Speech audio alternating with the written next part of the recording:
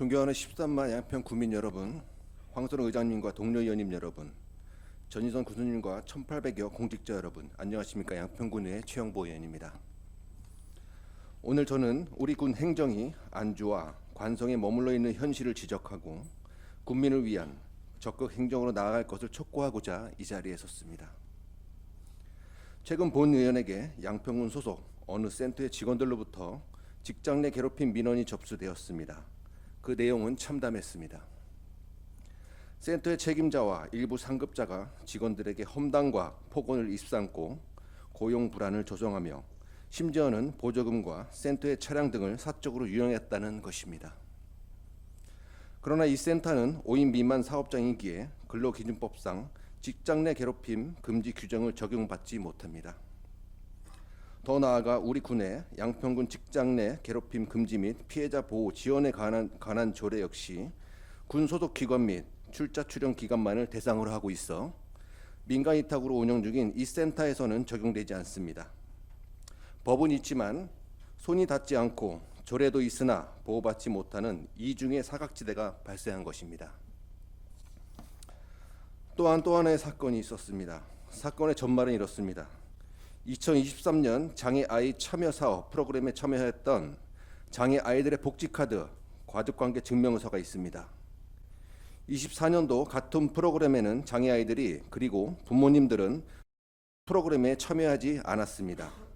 그 기관에서는 23년도 그 장애 아이들의 복지카드 등 개인정보를 도용해 2024년도 프로그램에 250만 원 이상의 예산을 가족, 지인들과 사용했다는 제보를 받고 며칠에 걸쳐 그 부모와 만나 사실관계를 확인하였습니다.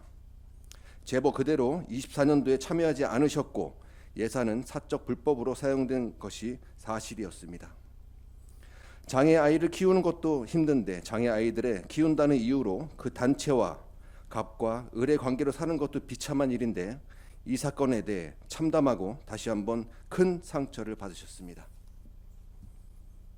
다행히도 가족복지과의 해당 복지팀은 즉각 대응에 나섰습니다. 외부 노무사협회에 공정성을 담보한 사실관계 조사를 의뢰하여 문제 해결을 위한 적극적인 태도를 보여주셨습니다.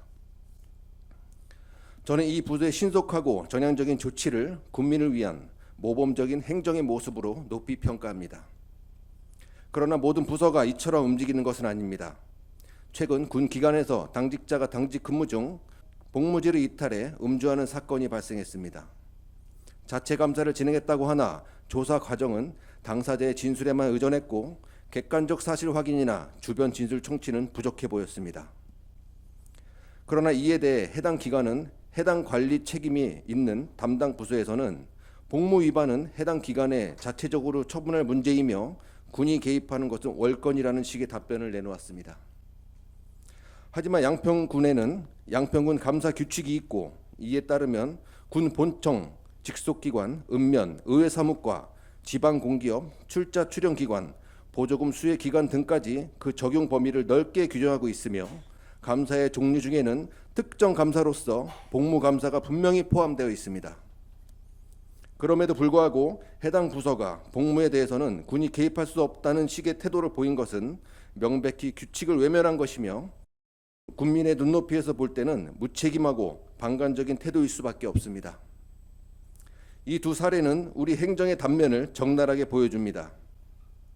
같은 군청 안에서도 어떤 부서는 적극적으로 문제를 해결하기 위해 발로 뛰는 반면 다른 부서는 규정이 있음에도 스스로 권한을 부정하며 손을 놓고 있습니다.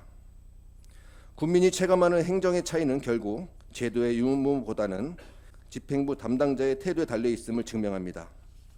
사실 군 기관이나 민간 위탁하는 기관에서 직장 내 괴롭힘 등의 고충, 관련 민원을 받은 게 처음이 아닙니다. 이럴 때마다 도움을 드릴 방법을 고민하면서 양평도 법과 조례의 사각지대에 몰린 국민들에게 도움을 줄 수 있는 조례, 이를테면 인권 증진에 관한 조례가 필요하다고 생각했습니다. 인권 증진에 관한 조례는 경기도에만 18개가 있습니다. 더구나 경기도를 비롯해 구리, 고양, 수원, 평택, 부천, 광명시는 주민을 위한 자체 인권센터도 운영하고 있습니다. 경기도 인권보장 및 증진에 관한 조례가 있어서 처음에는 양평 군민도 이 조례의 인권센터에서 도움을 받을 수 있을까 생각했습니다.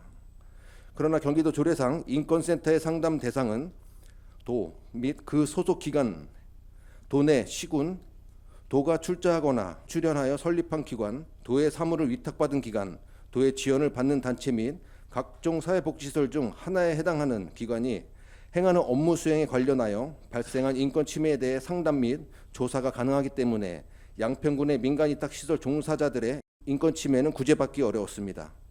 우리는 왜 아직도 이런 조례를 만들 생각을 못하고 있을까요? 5인 미만 사업장에서 직장 내 괴롭힘 문제로 고통받는 이야기를 접하는 게 여기 계신 분들이 처음이 아닐 것입니다. 다행히 하반기부터 5인 미만 사업장에도 근로기준법 확대 적용할 예정이라는 희소식이 들리긴 하나 아직은 불분명한 상황이고 법의 공백이 완전히 메워지지도 않았기 때문입니다. 양평군 자체적으로 국민 어느 한 사람도 도움을 절실한 순간에 손 내밀 곳이 없는 절망적인 상황 속에 내몰리지 않도록 제도가 정비가 꼭 필요합니다. 양평군은 아직도 인권 보호를 위한 조례를 갖추고 있지 못하기 때문에 국민은 제도적 보호망에서 또다시 배제되고 앞서 말씀드린 센터의 사례처럼 어디에도 기댈 곳이 없는 현실에 직면하고 있습니다. 이제 양평 국민의 인권을 제도적으로 보장하기 위한 인권 증진 조례 제정이 더 이상 미뤄져서는 안 됩니다. 그러나 이 자리에서 저는 한 가지 우려를 동시에 말씀드려야겠습니다. 아무리 훌륭한 인권 증진 조례를 제정한다 해도 행정은 집행하는 공무원들이 타성에 젖은 태도를 벗어나지 못한다면 그 조례는 종이 위의 글자에 불과할 것입니다. 최근의 두 사례뿐만 아니라 어려움에 처한 많은 분들로부터 각종 민원을 받고 해결책을 모색하기 위해 집행부 담당자들과 회의를 하다 보면 늘 이게 관행이다, 항상 이렇게 해왔다는 이야기를 정말 많이 듣습니다. 물론 많은 공직자분들이 본인의 자리에서 최선을 다하며 애쓰고 계신 점은 잘 알고 있습니다. 하지만 늘 그렇게 해왔기 때문에 해오던 것 이상의 방법을 찾아보지 않으려 하는 타성에 젖은 공무원분들도 다소 존재했습니다. 우리는 어려움에 처한 국민들에게 어떠한 해결의 실마리라도 찾아드리기 위해서 최선을 다해야 합니다.